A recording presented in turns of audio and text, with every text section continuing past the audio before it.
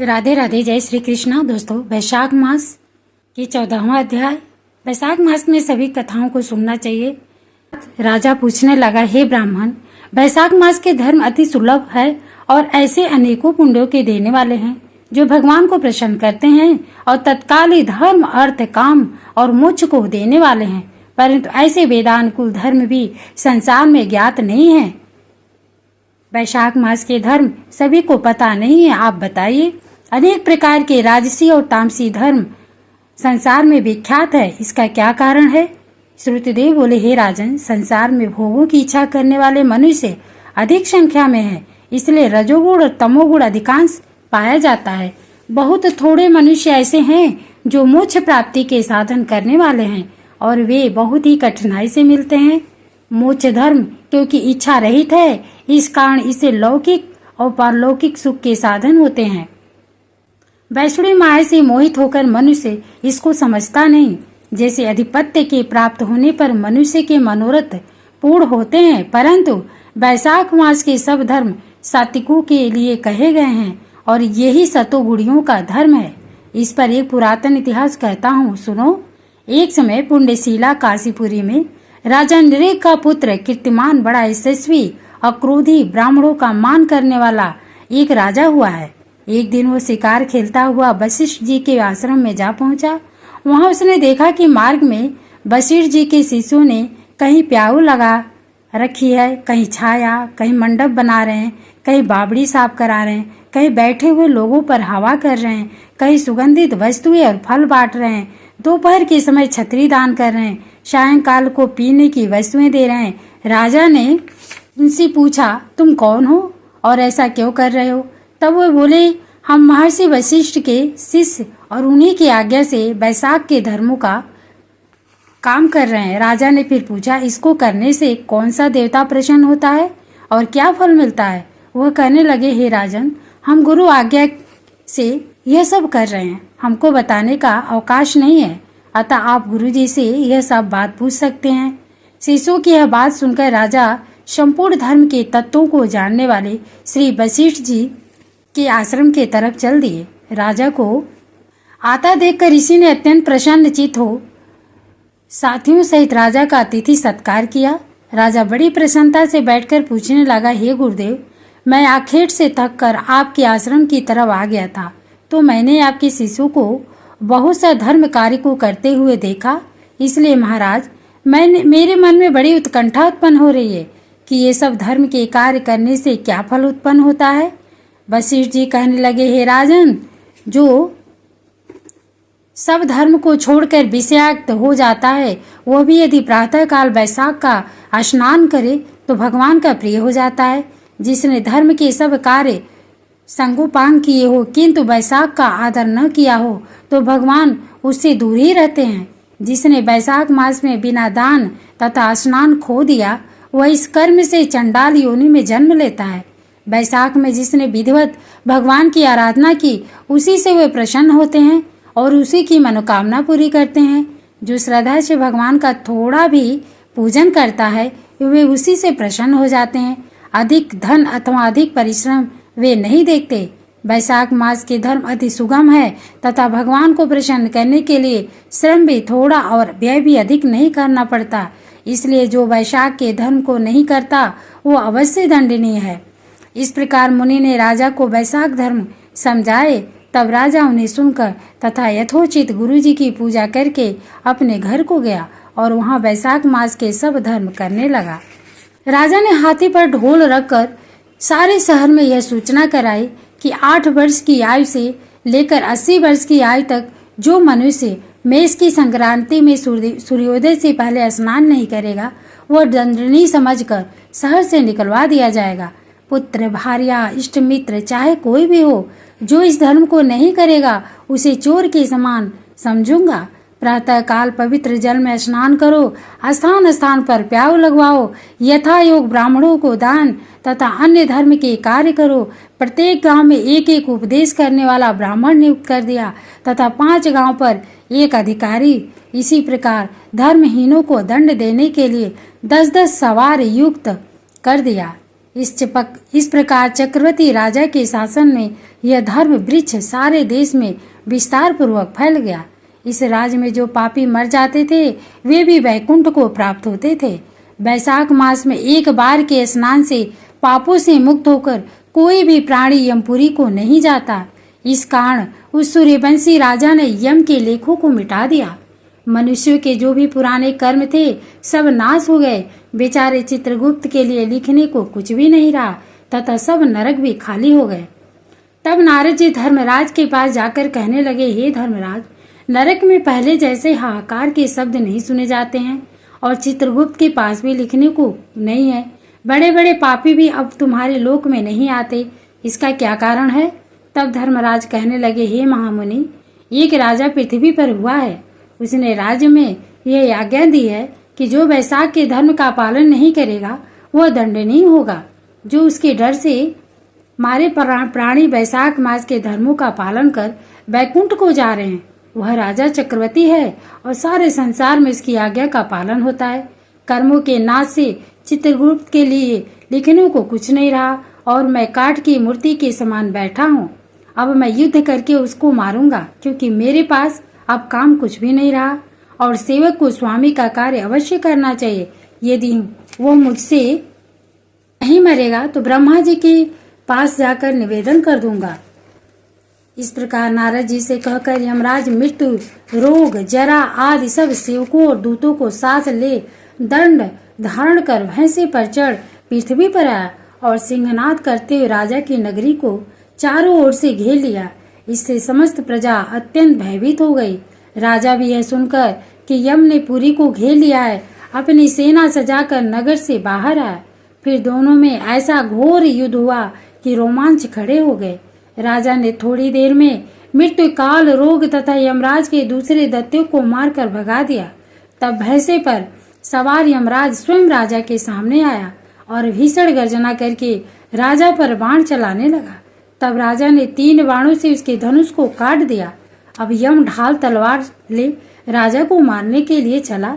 तब राजा ने उसकी ढाल तलवार भी काट दी और काले सर्प की तरह फुफकार मारता हुआ क्रोधित हो एक बाण यम के मस्तक पर मारा।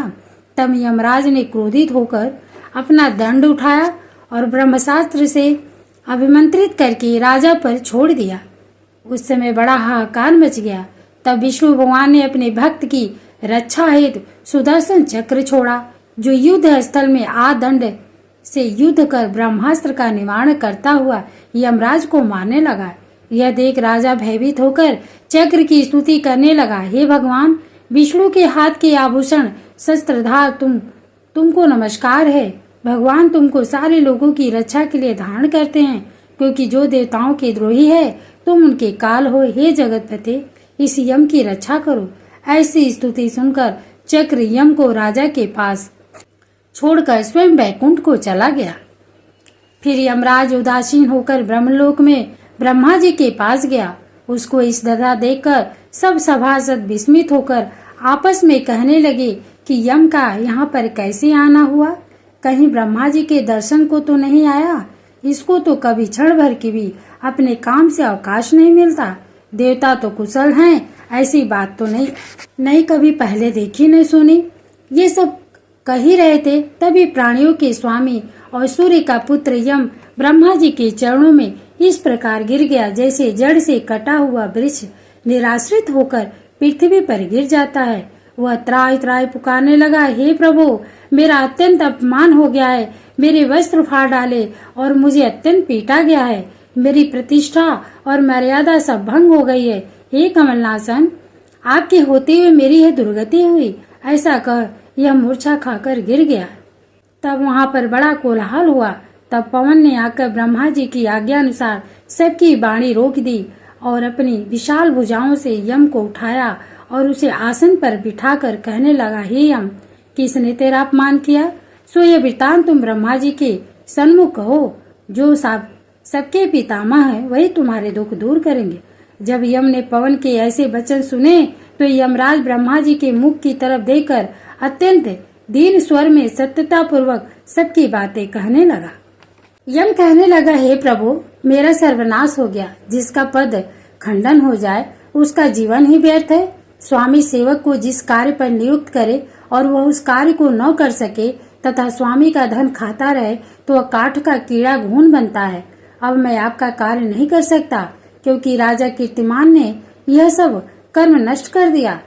इस राजा के भय से पृथ्वी पर सब प्रजा बैसाख मास के कर्तव्य धर्म का पालन करती है और अन्य धर्म के कार्य पितरों का श्राद्ध, अग्निष्टोम, होमादि, यज्ञ, तीर्थ यात्रा तथा विविध दूसरे शुभ कार्य छोड़ दिए हैं।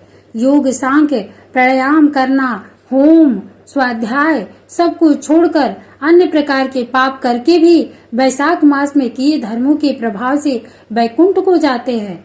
जो शुभ कर्म करता है वही इसका शुभ फल भोगता है, परंतु बैसाख धर्म से उनके सिवाय तीनों कुलों की अर्थात 26 पीढ़ियों का बैकुंठ वास हो जाता है, जो गति देवताओं को यज्ञ करने से भी नहीं मिलती। अनेकों तीर्थ यात्रा, यज्ञ, दान, तप, प्रयाग में मरण या काशी मरण में नहीं मिलती, वह इस धर्म से सहज ही मिल जाती है। ऐसा प्रतीत होता है जैसे बैकुंठ का कोई परिमाण नहीं, जो इतने मनुष्यों से भी नहीं भरता। अब मेरा कार्य न करने से मैं राजा को अपना शत्रु मानता हूँ, क्योंकि राजा की आज्ञा से सब बैसाख धर्म का पालन करते हैं। फलतः पृथ्वी के जीवों का यमलोक में जाने का मार्ग ही रुक गया है। ब्रह्मा जी कहने लगे, हे यम, इसमें आश्चर्य की क्या बात है? गुणवानों से ईर्ष्या करना दुख का कारण होता ही है। यह मास भगवान को अति प्रिय है। इसके धर्म को सुनने मात्र से अनेक पाप दूर हो जाते हैं। जो बैसाख धर्म का पालन करता है और उसके गुणों का गान करता है, उस पर भगवान प्रसन्न होते हैं। हे यम, उस राजा पर मेरा कोई प्रभाव नहीं, क्योंकि विष्णु भक्तों का अशुभ करने की किसकी सामर्थ्य है? उनके भक्तों को जरा, मृत्यु, व्याधि आदि का कुछ भी भय नहीं होता। सेवक को स्वामी ने जिस काम के लिए नियुक्त किया है, जब तक उसमें शक्ति है किए जाए, और जब शक्ति न रहे तो स्वामी से निवेदन कर दे, उसी समय वह उत्तीर्ण हो जाता है और उसको कोई दोष स्वामी का कार्य न करने का नहीं लग सकता है। अपना कर्तव्य करने में प्राणियों को दोष नहीं लगता। हे यम, तुम इस कार्य के करने में असमर्थ हो तो तुम्हारा क्या दोष है? जब ब्रह्मा जी ने ऐसा कहा तो यम अत्यंत दुखी होकर दीन बाड़ी से बोला, हे पितामह, आपकी सेवा से मुझको सब कुछ मिल गया, परंतु अब मुझे अपने काम पर जाने की तब तक इच्छा नहीं है जब तक भूमंडल पर यह राजा राज करता है। जब तक इस राजा को इस कार्य से मैं चलायमान नहीं कर देता, मुझको विश्राम नहीं प्राप्त हो सकता। आप मेरे इस कार्य को सिद्ध कर दीजिए, तभी मैं फिर अपना कार्य कर सकता हूँ। यम की यह बात सुनकर ब्रह्मा जी सोच में पड़ गए। थोड़ी देर विचार करके ब्रह्मा जी यम को समझाते हुए बोले, हे यम, इस वैष्णव धर्म में परायण राजा का निग्रह तू नहीं कर सकता, और यदि क्रोध व साथ तू नहीं मानता तो चल विष्णु भगवान के पास चलते हैं। जैसे वो आज्ञा करेंगे वैसा ही किया जाएगा। ऐसा कह ब्रह्मा जी यम को साथ लेकर क्षीर सागर में गए और निगुण रूप परमेश्वर आदित्य पुरुषोत्तम भगवान की सांख्य योग से स्तुति करने लगे। इस प्रकार की स्तुति पर श्री विष्णु भगवान प्रकट हुए और गंभीर वाणी से कहने लगे कि तुम्हारे आने का क्या कारण है? क्या तुम राक्षसों द्वारा सताए गए हो? यम का मुख मलिन और कंधे क्यों झुके हुए दिखाई देते हैं? तब ब्रह्मा जी कहने लगे, हे प्रभु, राजा कीर्तिमान की आज्ञा अनुसार उनके शासन में राजा मनुष्य बैसाख के धर्मों का पालन करके विष्णु पद को प्राप्त करते चले जा रहे हैं। इस कारण जब सारी यमपुरी खाली हो गई तो यम युद्ध करने के लिए राजा के पास गया और अपना दंड उठाकर राजा को मारने लगा, तो आपके सुदर्शन चक्र ने इसको परास्त कर दिया। अब यह दुखी होकर मेरे पास आया है। हम आपके भक्तों को दंड देने की सामर्थ्य नहीं रखते हैं, इसलिए आपकी शरण में आए हैं। अतः हे महाप्रभु, आप राजा को दंड देकर यम की रक्षा कीजिए। ब्रह्मा जी की यह वार्ता सुनकर भगवान कुछ हंसकर कहने लगे, हे ब्रह्मा जी तथा यम, मैं लक्ष्मी जी अब अपने देह और प्राण भी त्याग सकता हूँ। श्री वत्स, कौस्तुभ मणि तथा बैजंती माला त्याग कर सकता हूँ। श्वेत दीप, बैकुंठ, क्षीर सागर, गरुड़ और शेष को भी छोड़ सकता हूँ, परंतु अपने भक्तों को नहीं छोड़ सकता। आप ही सोचिए, जिन्होंने मेरे लिए सर्वस्व त्याग दिया और अपनी आत्मा मुझ में ही लगा दी, मैंने उनको कैसे त्याग कर सकता हूँ?